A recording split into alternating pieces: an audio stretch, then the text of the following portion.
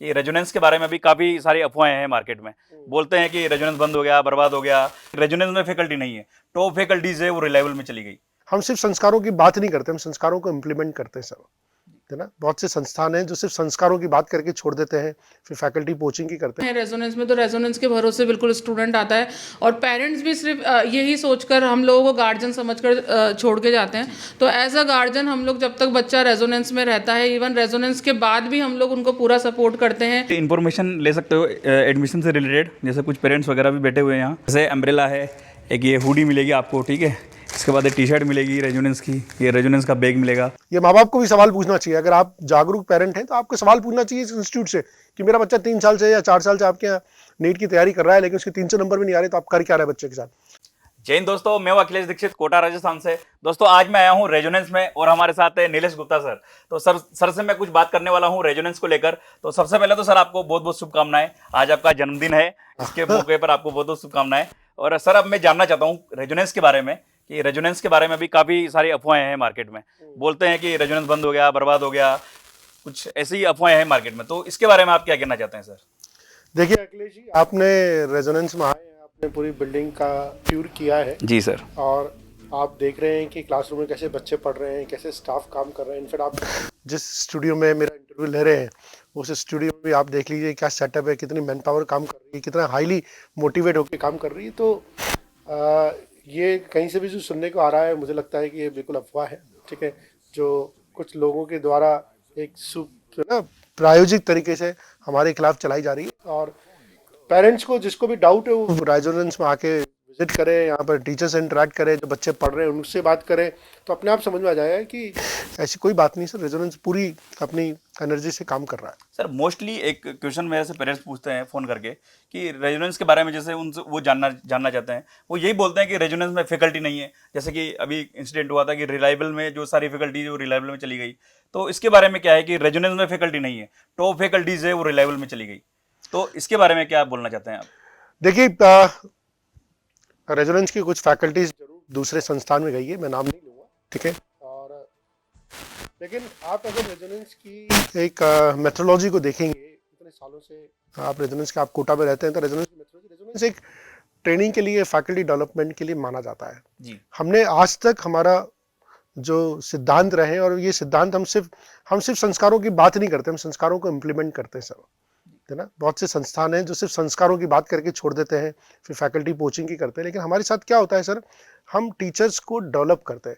आज की तारीख में पूरे देश भर में जो भी अच्छे अच्छे टीचर्स हैं, जिनका बहुत अच्छा फीडबैक आता है, जिनकी बहुत अच्छी ग्रूमिंग हुई है, उनकी कहीं ना कहीं रूट्स रेजोनेंस से जुड़ी हुई है।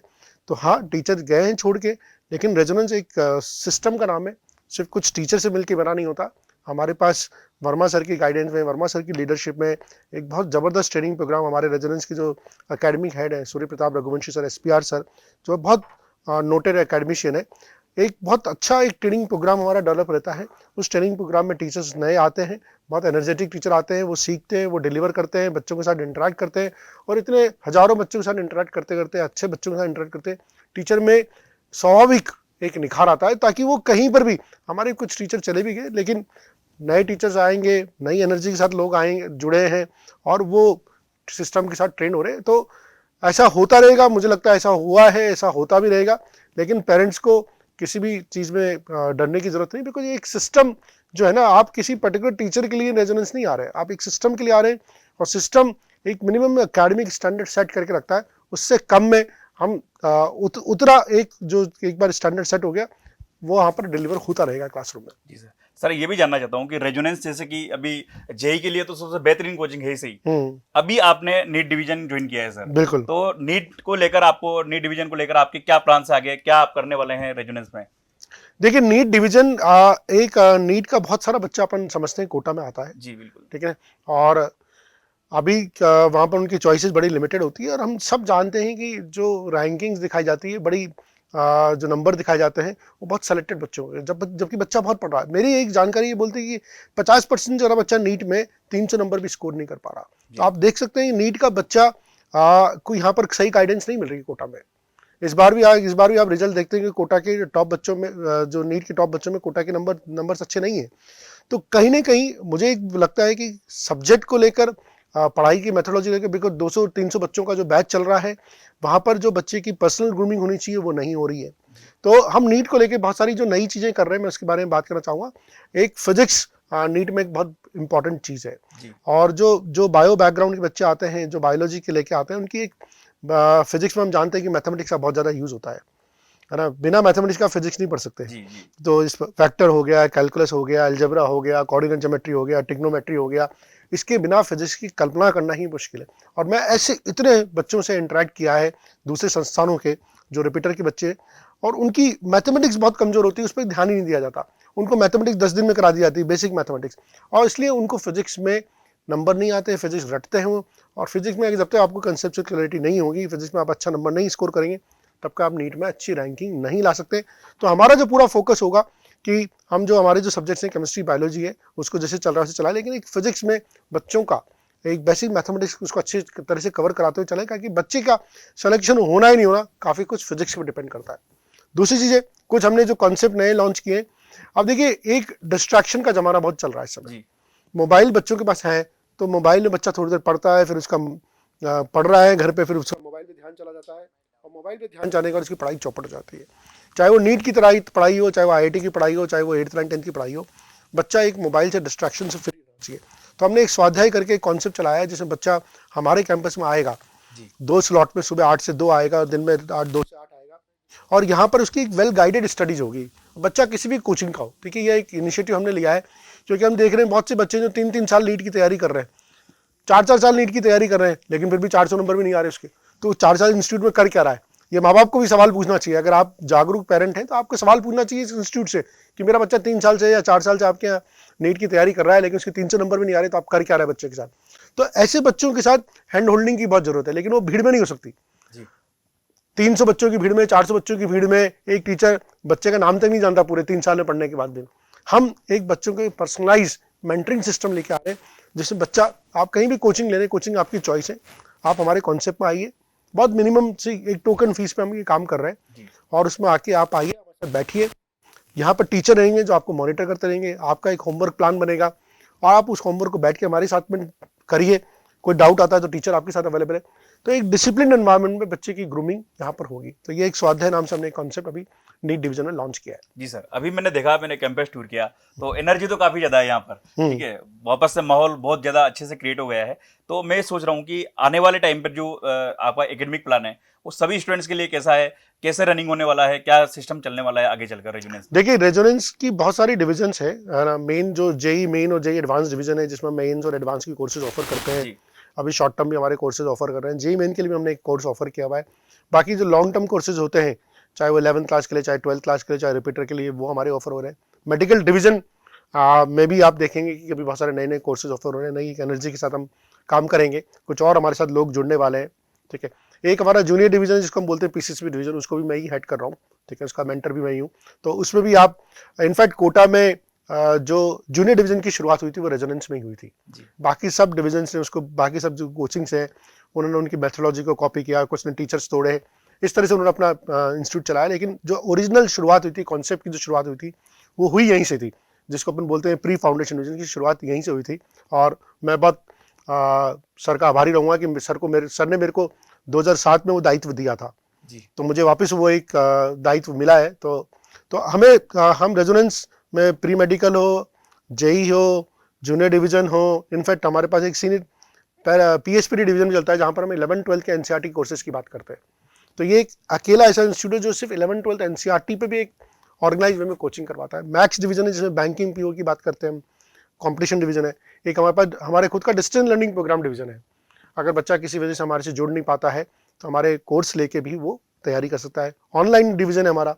तो ये सारे के सारे वर्टिकल्स हैं। Commerce and law program division है हमारा, जहाँ पर क्लैट की तैयारी करना है, CPT की तैयारी करना है।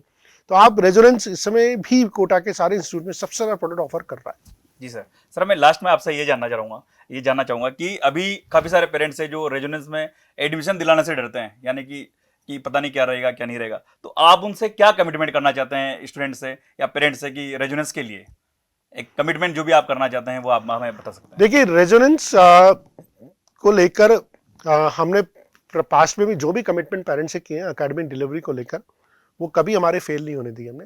इनफैक्ट जो आप इंसिडेंट की बात कर रहे हैं कि उस इंसिडेंट में ओवरनाइट बहुत सारी फैकल्टी छोड़ के चली गई थी, लेकिन अगले दिन किसी क्लास में ऐसा नहीं हुआ कि कोई टीचर पढ़ाने नहीं पहुंचा हो। और जो टीचर पढ़ाने पहुंचा है उस टीचर का फीडबैक जो उस क्लास में जो टीचर पढ़ा रहा था उससे अच्छा ही था। तो हमने जो भी टीचर के लेवल पे जो कमिटमेंट किया है वो हमारा हमेशा पेरेंट को हमने जो भी एकेडमिक जो हमारा कमिटमेंट है वो हमेशा पूरा हुआ है। हमने कहीं पर भी अपनी सर्विस में कोई कोताही नहीं बरती है।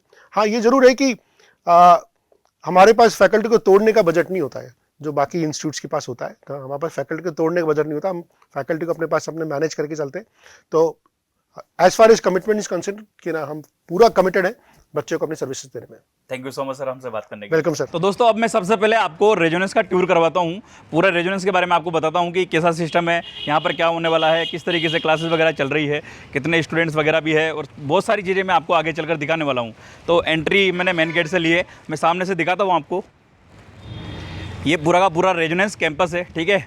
इसका टूर मैंने पहले भी करवाया है तो आप उसमें भी देख सकते हो। ये सामने आप देख सकते हैं रेजोनेंस का पूरा कैंपस है। ये सामने साइकिल स्टैंड है जहाँ पर साइकिल स्टूडेंट्स के आप देख रहे होंगे खड़ी है, ठीक है। ये इधर से हम चलते हैं सामने से, तो ये रेजोफत के नाम से है।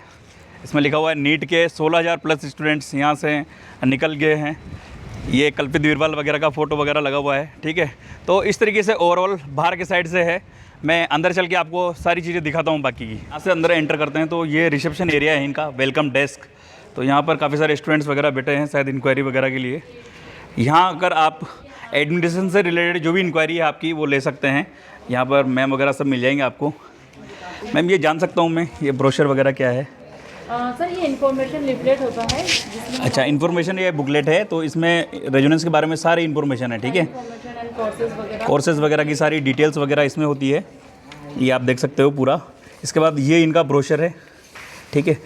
इसमें हमारे सारे रिजल्ट्स, इसमें रिजल्ट्स वगैरह है, जो भी आपको इन्फॉर्मेशन रेजोनेंस के बारे में चाहिए, आर के वर्मा सर के बारे में, रेजोनेंस के बारे में, फैकल्टी टीम के बारे में, इनके एकेडमिक ईयर में कौन कौन से सिलेक्शन वगैरह हुए, ये सारी इन्फॉर्मेशन इसमें दी हुई है, ठीक है। नीट में, जेई में कितने स्टूडेंट्स यहाँ से निकल के गए हैं, ठीक है। किस किस को AIR आई है, इनके सिस्टम क्या है आगे के सारे ये आप यहाँ आकर इसमें पता कर सकते हो, देख सकते हो, ठीक है। इसके बाद मैं दिखाता हूँ आपको, ये इन्फॉर्मेशन ले सकते हो एडमिशन से रिलेटेड। जैसे कुछ पेरेंट्स वगैरह भी बैठे हुए हैं यहाँ, कुछ स्टूडेंट्स बैठे हुए हैं, ठीक है। इन्होंने एडमिशन ले लिया है शायद। तो इसके बाद मैं दिखाता हूँ आपको, सामने रेजो केयर लिखा हुआ है। तो रेजो केयर में क्या होता है ये भी हम जानते हैं अंदर चल के। तो अंदर आके मैं दिखाता हूँ आपको। मैम बैठी है यहाँ पर, तो हम इनसे भी बात करते हैं एक बार। नमस्कार मैम, कैसे हैं? मैम एक्चुअली मैं जानना चाहता हूँ कि रेजो केयर जो आपने लिखा हुआ है ये किस तरीके से काम करता है, किस तरीके से स्टूडेंट्स को हेल्प करता है? जी सर, सबसे पहले स्टार्टिंग में रेजो केयर में प्री एडमिशन जितना भी इंक्वायरीज पेरेंट्स की और स्टूडेंट की रहती है वो हम लोग पूरा डील करते हैं। मतलब कभी अगर स्टूडेंट आया है, उनको एडमिशन के लिए क्या क्या सपोर्ट चाहिए, क्या क्या काउंसलिंग होती है, मतलब बच्चे जो भी क्वेरी करते हैं, उसके अलावा बिल्डिंग विजिट करनी है बच्चे को, सेल्फ स्टडी रूम है, जो भी फर्स्ट इम्प्रेशन जो होता है वो हम लोग बच्चों को प्रोवाइड करते हैं रेजो केयर में। इसके अलावा एडमिशन के बाद पोस्ट एडमिशन कोई भी बच्चों को दिक्कत है, एकेडमिक काउंसलिंग है, नॉन एकेडमिक काउंसलिंग अगर बच्चों को करवानी है, अपनी पर्सनल इश्यूज़ हैं बच्चों को, तो वो सब के लिए हमारी टीम मॉर्निंग में 8 to 8 अवेलेबल रहती है। गर्ल्स काउंसलिंग सेल भी हम लोगों का एक अलग डिवीज़न है जिसमें पर्सनली अगर गर्ल्स फीमेल जो हमारे स्टूडेंट्स आती हैं उनको अगर किसी भी तरह का इशू हो, भले ही वो रेजोनेंस में है या अपना बाहर हॉस्टल में कोई इशू आ रहा है, तो उसके लिए पूरा टीम हमारे रेजो केयर की अवेलेबल रहती है बच्चों के लिए। जी मैम, मैं ये जानना चाहता हूँ कि अभी देखो डिस्ट्रैक्शन बहुत ज़्यादा होता है यहाँ कोटा में आने के बाद, क्योंकि पेरेंट्स से दूर स्टूडेंट्स रहते हैं, तो ऐसे में आप किस तरीके से हेल्प करते हैं बच्चों की, यहाँ पर क्या सुविधा उनको मिल सकती है? हाँ, वो मैं बताती हूँ सर कि इस पर्टिकुलर हम लोग हर क्वार्टरली, हर 3 मंथ में एक सेशन होता है बच्चों का, मोटिवेशन सेशन, जो कि HODs के थ्रू होता है। अपने फिजिक्स केमिस्ट्री मैथ्स के HOD पूरा एक सेशन लेते हैं। वर्मा सर जो ऑनर हैं वो खुद भी बच्चों से इंटरेक्ट करते हैं क्वार्टरली हर 3 मंथ में।